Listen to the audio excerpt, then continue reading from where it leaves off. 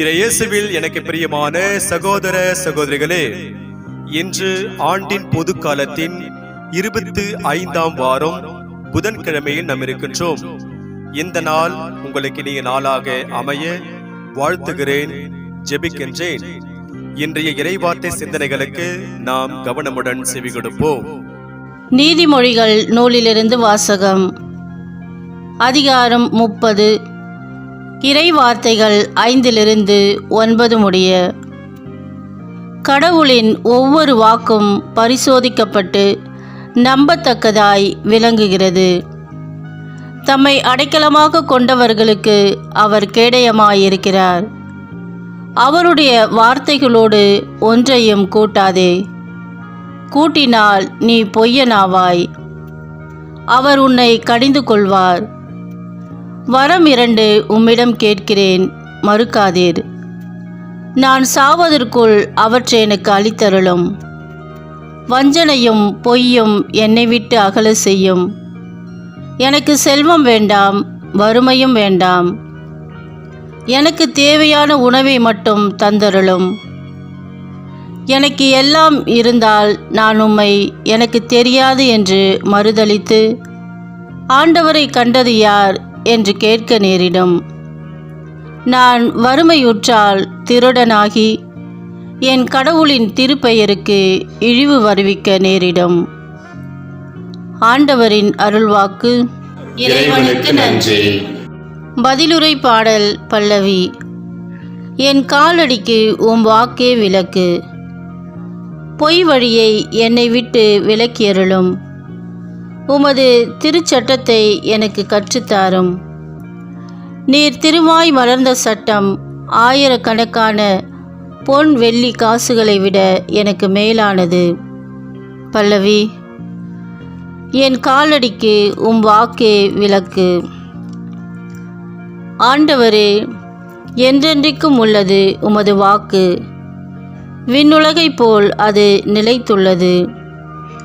உம் வாக்கை கடைபிடிக்குமாறு தீய வழி எதிலும் நான் கால் வைக்காது பார்த்து கொள்கிறேன். பல்லவி. என் காலடிக்கு உம் வாக்கே விளக்கு. உம் நியமங்களால் நான் நுண்ணறிவு பெறுகிறேன். ஆகவேதான் பொய் வழிகள் அனைத்தையும் நான் வெறுக்கிறேன். பொய்யை வெறுத்து ஒதுக்குகிறேன். உமது திருச்சட்டத்தின் மீது பற்று கொண்டுள்ளேன். பல்லவி. என் காலடிக்கு உம் வாக்கே விளக்கு. அல்லேலூயா, அல்லேலூயா. காலம் நிறைவேறிவிட்டது. இறை ஆட்சி நெருங்கி வந்துவிட்டது. மனமாறி நற்செய்தியை நம்புங்கள். அல்லேலூயா.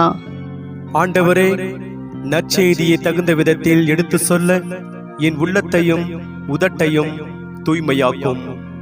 ஆண்டவர் உங்களோடு இருப்பாராக, உம் ஆன்மாவோடும் இருப்பாராக. தூய லூக்கா எழுதிய பரிசுத்த நற்செய்தியிலிருந்து வாசகம். ஆண்டவரே, மாட்சி உமக்கே. லூக்கா நற்செய்தி அதிகாரம் 9 இறை வார்த்தைகள் 1-6 முடிய.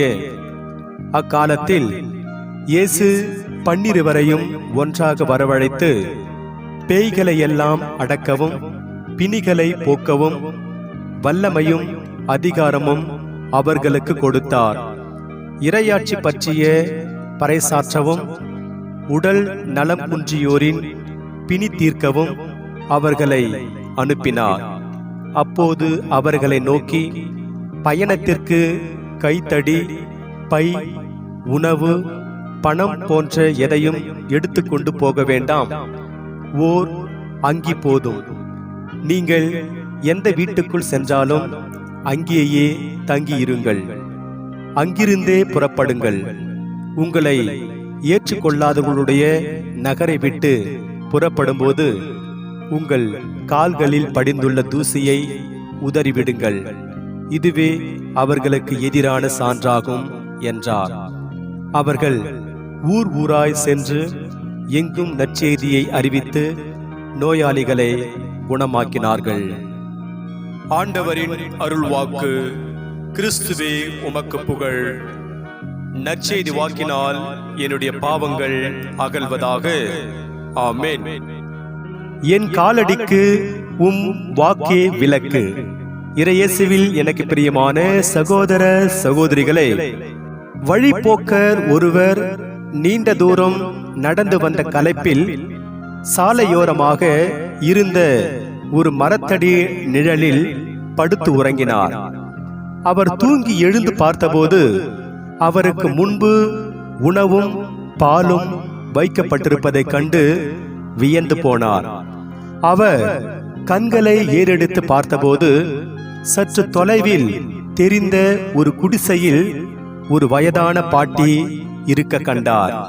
அவரிடம் அந்த வழிபோக்கர், நான் பசியோடு இருப்பதையும் எனக்கு உணவு தர வேண்டும் என்பதையும் யார் உங்களுக்கு சொன்னது என்று கேட்டபோது அந்த வயதானி பாட்டி தன்னிடம் இருந்த ஒரு திருவிவிலியத்தை எடுத்து காட்டி இதுதான் என்றார். தொடர்ந்து அந்த வயதான பாட்டி வழிபோக்கரிடம், இந்த திருவிவிலியம் என்னும் வற்றாத நீர் சனைதான் என் ஆன்ம தாகத்தை தணித்து வருகிறது. இதுதான் என்னுடைய வாழ்விற்கு விளக்காக இருந்து வழிகாட்டுகிறது என்றார். ஆம், இறையேசுவில் எனக்கு பிரியமான சகோதர சகோதரிகளே, பசியோடு இருந்த வழிபோக்கருக்கு உணவு கொடுக்க வேண்டும், தாகத்தோடு இருந்தவருக்கு தண்ணீர் கொடுக்க வேண்டும் என்ற சிந்தனையை திருவிவிலியம் அந்த பாட்டியின் உள்ளத்தில் விதைத்திருந்தது. இன்று நாம் பாடக்கேட்ட பதிலுரை பாடல் என் காலடிக்கு உம் வாக்கே விளக்கு என்கிறது. அதை பற்றி நாம் சிந்தித்து பார்ப்போம்.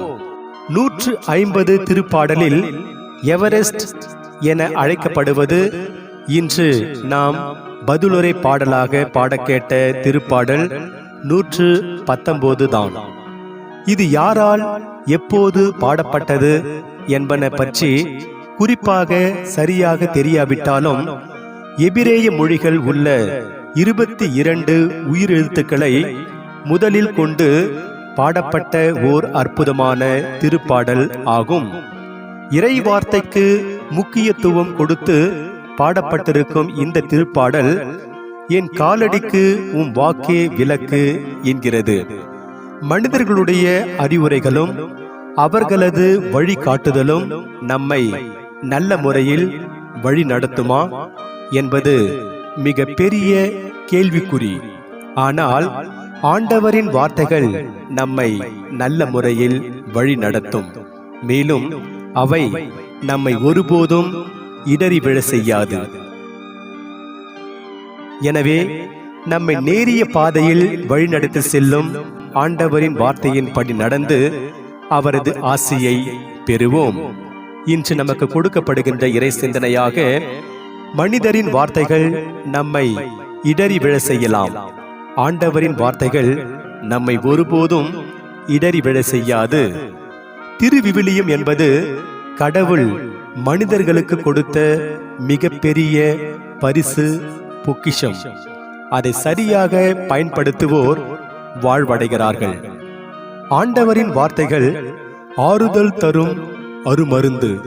அதை வாசித்து தியானிக்கும் போது நமது உள்ளம் அமைதி அடைகிறது.